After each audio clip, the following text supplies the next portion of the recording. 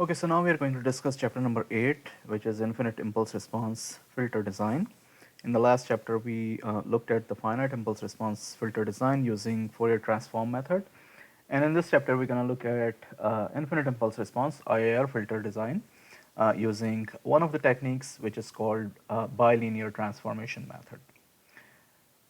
So all of us know that how we represent the IIR filter through a difference equation. In the IIR filter, the main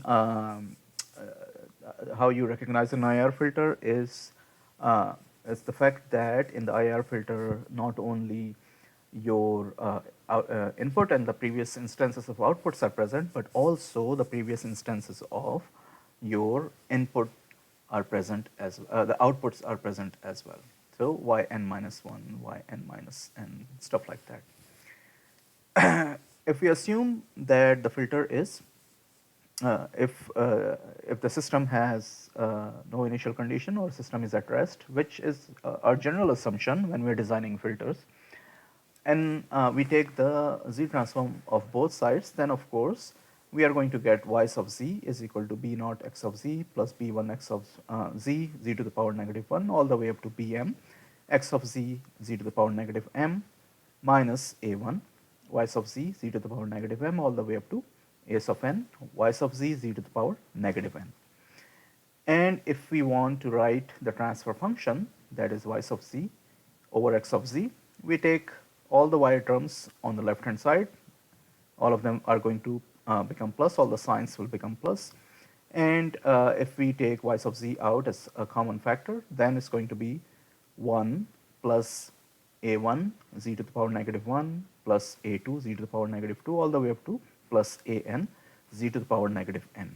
And on the right hand side is going to be b naught plus b1 z to the power negative 1, all the way up to bm z to the power negative n. So when we take the ratio y sub z over x of z, it is going to be the numerators of x on top in the numerator of the polynomial of the fraction, and the coefficient of y sub z in the bottom. And of course, this one is coming from this y sub n. So we have discussed the stability criteria, of course, in chapter number, this is 8, so chapter number 6. Now, FIR filter, when you write the equation of a FIR filter h of z, you know it is only b naught plus b1 z to the power negative n, all the way up to bm z to the power negative m, because there is no previous instance of y present. Now, if you want to write that equation down in terms of positive powers of z, then of course, let's say it is up to z to the power negative 2. So you're going to multiply and divide by z square. So in the denominator, you're going to get what? Only z square for FIR filter. Now, what does z square mean? That you have two poles at z is equal to 0. You have two poles at z is equal to 0. And likewise, if you have z cube, you have three poles at z is equal to 0. So for FIR filter, you will have always multiple poles at z is equal to 0, and then there will be no other pole in the z domain, in the on the z plane. So that means all of your poles will be inside the unit circle at z is equal to 0, which means FIR filters are always stable, always stable. Now, IIR filter, you have a polynomial in the numerator, right? That means when you solve this polynomial based on whatever the power of the polynomial is, when you solve this polynomial, you can have poles inside the unit circle, you can have on the unit circle, or you can have outside the unit circle. That means IIR filter can be stable, critically stable, or unstable. So FIR filter are always stable, but IIR filters can be stable, unstable, or critically stable. Or marginally stable is the same thing as critically stable. So what are some of the characteristics of IIR filter? Of course, we know that infinite impulse response systems, they have infinite number of impulse response terms, and that's why their name is infinite impulse response systems. One of the characteristics of IIR filter is that if you're designing a filter which has the same specification as a corresponding FIR filter, then the size of the IIR filter is going to be much smaller than the size of the FIR filter. So this is an advantage of designing an IIR filter. A disadvantage is that with the IR filter, linear phase in the passband is not always easy to achieve. Why do you need linear phase? Remember, from the FIR filter discussion, we know that you have magnitude response, you have phase response, because your h of z is a complex number. And when you when you convert h of z into the frequency response by substituting z is equal to e to the power j omega, cap omega, where omega is the normalized frequency, we know that you have a complex response, complex number for different frequencies from 0 to pi. And then when you calculate the magnitude response and you calculate the phase response, you can plot two different responses versus frequency. So for different applications, sometime it is important to have a specific magnitude response, sometimes it is important to have a specific phase response, sometimes it is important to have specific both magnitude and phase responses.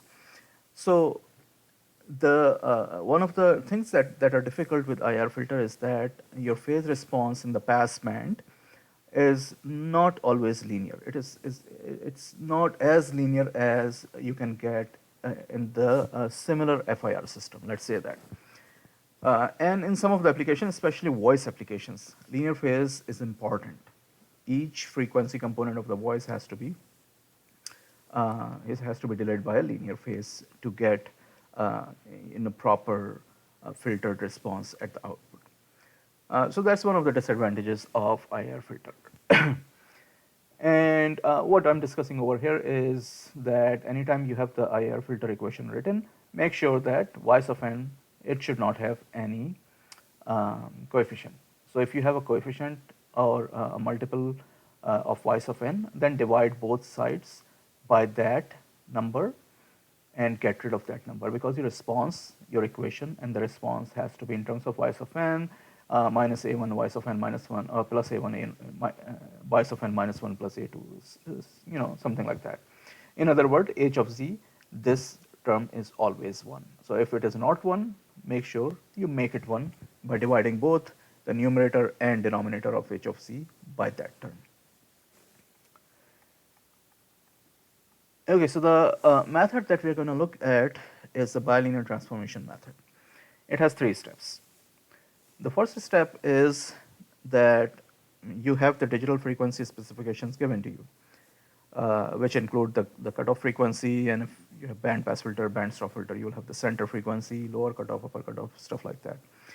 The first thing that you do is take those digital filter specification and convert those specifications into an equivalent analog filter. So basically we are going to design first an analog filter, and that's the method that is used to convert those digital frequencies or digital specifications into analog filter specification is called frequency warping, as we're going to study soon.